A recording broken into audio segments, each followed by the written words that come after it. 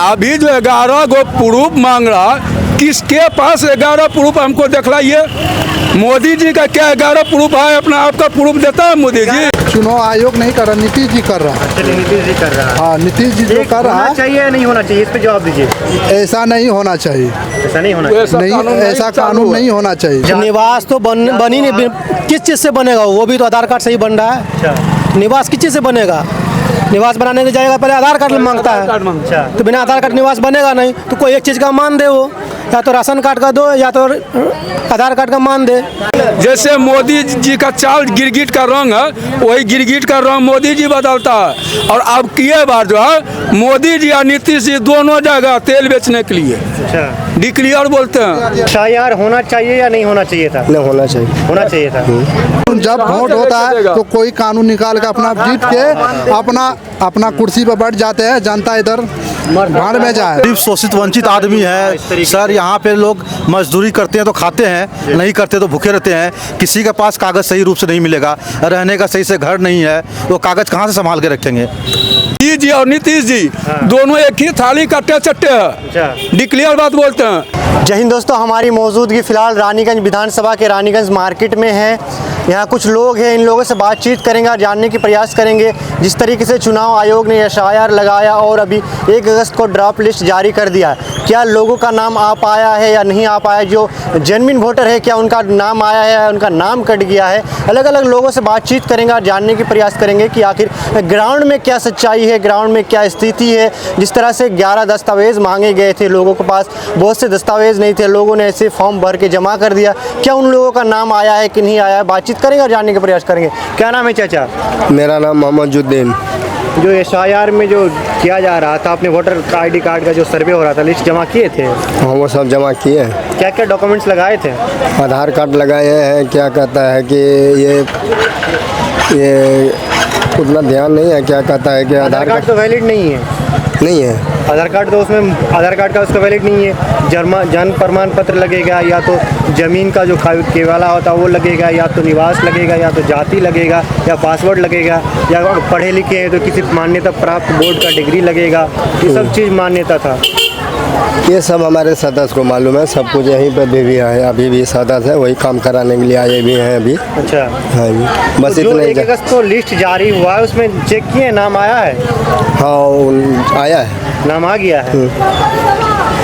आपके अड़ोस पड़ोस के लोग जैसे सब वो सबको हम नहीं कर सकते। नहीं कह सकते। नहीं। एफआईआर होना चाहिए या नहीं होना चाहिए था? नहीं होना चाहिए। होना चाहिए था।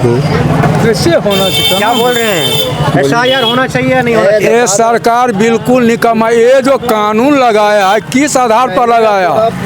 ये कानून बिहार में चलने वाला है। जैसे मोदी जी का चाल गिरगिट का रंग है, वही गिरगिट का रंग मोदी जी बदलता है। और अब किए बार जो है मोदी जी और नीतीश जी दोनों जगह तेल बेचने के लिए डिक्लेयर बोलते हैं। एफआईआर का मतलब है कि शुद्धि वोट, जो शुद्धिकरण वोटर है उसको निकालना, जो फर्जी वोटर। शुद्धिकरण किसको बोलते हैं सर? अभी जो 11 गो प्रूफ मांग रहा, किसके पास 11 प्रूफ हमको दिखलाइए।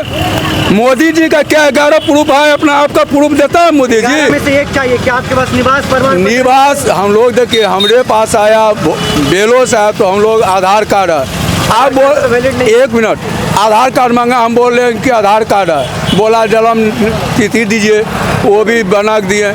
बोला कि अब बाप दादा का पूर्वज का जो क्या बोलता है पहचान पत्र मांग रहा है, तो किसके पास उतना अभी है? एक पत्र तो जरूर होगा लोगों के पास। एक पद दिया जन्म निवास बना के, निवास बना के। मोदी जी नहीं कर रहा है, नीतीश जी कर चुनाव रहा है। आयोग कर रहा है। चुनाव आयोग नहीं कर रहा, नीतीश जी कर रहा है। चलिए नीतीश जी कर रहा है। हाँ, नीतीश जी जो कर रहा होना है। चाहिए या नहीं होना चाहिए, इस पे जवाब दीजिए।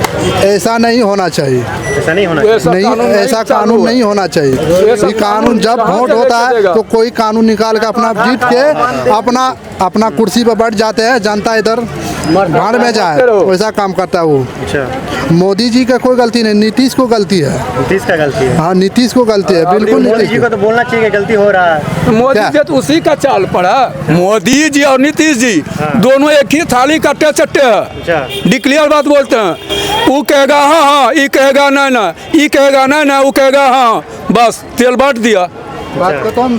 तेल बांट दिया। हाँ बात खत्म। तो अभी नीतीश कुमार ने 125 यूनिट बिजली फ्री किया, 1100 रुपया पेंशन बढ़ाया, क्या कहेंगे? वो वोट के कारण किया है। वो तो वो इलेक्शन जो है ना, अपना वही कुर्सी के लिए किया है। अच्छा, और इधर जो पब्लिक जो मर रहा है उसके लिए कुछ नहीं कर रहा है। आप युवा है, लगता है पढ़े लिखे। TRE 4 का भी उन्होंने ऐलान कर दिया कि TRE 4 का बाद एग्जाम होगा। एग्जाम होगा तब न देखा जाएगा, अच्छा, देखा जाएगा। पास कर रहे थे, क्या कह रहे कम से कम उसको आधार कार्ड को मान दे, नहीं तो राशन कार्ड को, दो चीज़ में से किसी एक को मान दे। ऐसे सब चीज़ को मान नहीं दीजिएगा, फिर क्या चीज़ का प्रमाण ले रहा हूँ? तो उन्होंने तो कहा निवास प्रमाण पत्र निवास तो बन ही नहीं, किस चीज़ से बनेगा वो भी तो आधार कार्ड से ही बन रहा है। अच्छा, निवास किस चीज़ से बनेगा?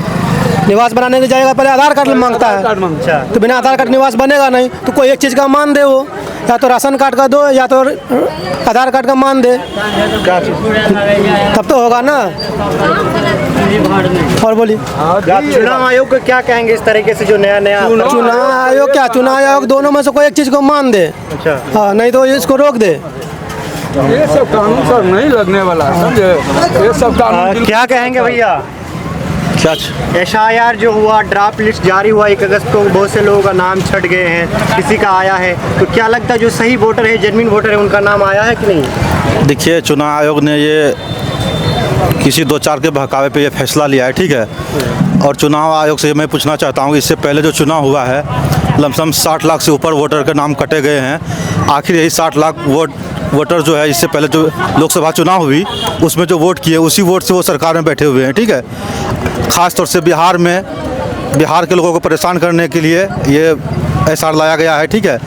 और आप देख लीजिए, जब आपने आधार लाए, बोला आधार से ही सारा सिस्टम चलेगा, आज कह रहे हैं कि आधार का कोई माने नहीं है, राशन का कोई माने नहीं है, फिर आप क्या चीज़ से जो आदमी का नागरिकता का मान देंगे? क्या कौन सी कार्ड पे मान देंगे? 11 दस्तावेज दिए हैं, जैसे हो आपका निवास प्रमाण पत्र, जाति या किसी मान्यता प्राप्त बोर्ड से पढ़े हुए हुआ। बिहार के आदमी है, गरीब शोषित वंचित आदमी है सर। यहाँ पे लोग मजदूरी करते हैं तो खाते हैं, नहीं करते तो भूखे रहते हैं। किसी के पास कागज़ सही रूप से नहीं मिलेगा, रहने का सही से घर नहीं है, वो कागज़ कहाँ से संभाल के रखेंगे?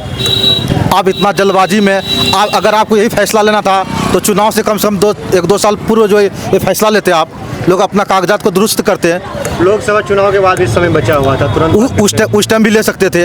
ये खास तौर से उसकी नीति और नियत और चुनाव आयोग की मिली भगत से जो है NDA की सरकार जो है बनाती है, और जो चुनाव आयोग उनके पक्ष में है, बस इसी कारण। विधानसभा चुनाव है, नीतीश का बड़ा हर दिन एक नया ट्वीट कर देते हैं, 25 यूनिट बिजली फ्री, और उसके बाद 1100 रुपया पेंशन, TRE 4 का बहाली। जनता सब समझ चुकी है, उनके लालीपॉप में नहीं फंसने वाली है, वो नकल कर रही है।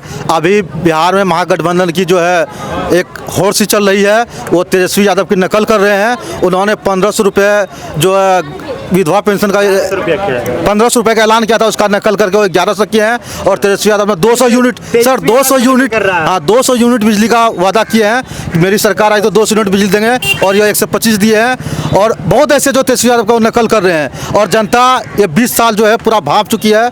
गरीब, और देखिए अभी पलायन करने के लिए मजदूर जा रहे हैं, बिहार में कहीं कोई फैक्ट्री नहीं है। मोदी जी आते हैं, भाषण देकर चले जाते हैं, और सही जो गरीब आदमी उसको जो है जन वितरण प्रणाली सही राशन भी नहीं मिलते हैं। ये समस्या यहाँ पे है। रानीगंज विधानसभा का जो वर्तमान विधायक, उसका कार्यकाल कैसे रहा? उनका कार्यकाल, बस स्टैंड दिखिए, रानीगंज दिखिए ना, 10 साल में वो बिचौलिया दलालों के बीच में रह के वो फंस के रह गया है, कहीं कोई विकास नहीं हुआ है। इतना बेकार स्थिति बना हुआ है रानीगंज का।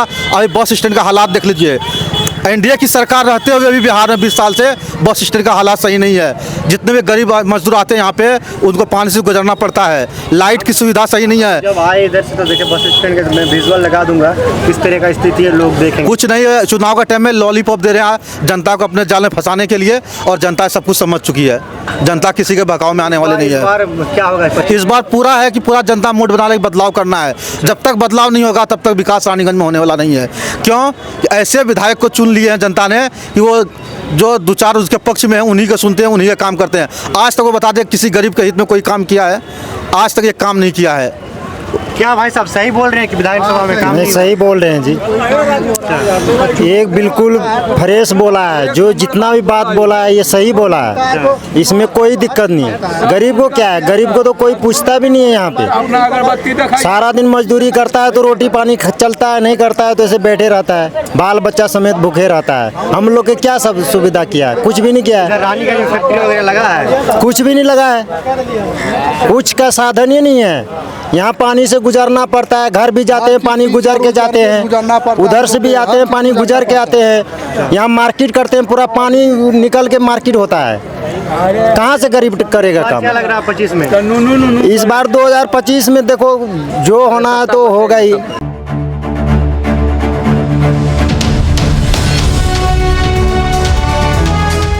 ट्रू रिपोर्ट्स, सच आप तक।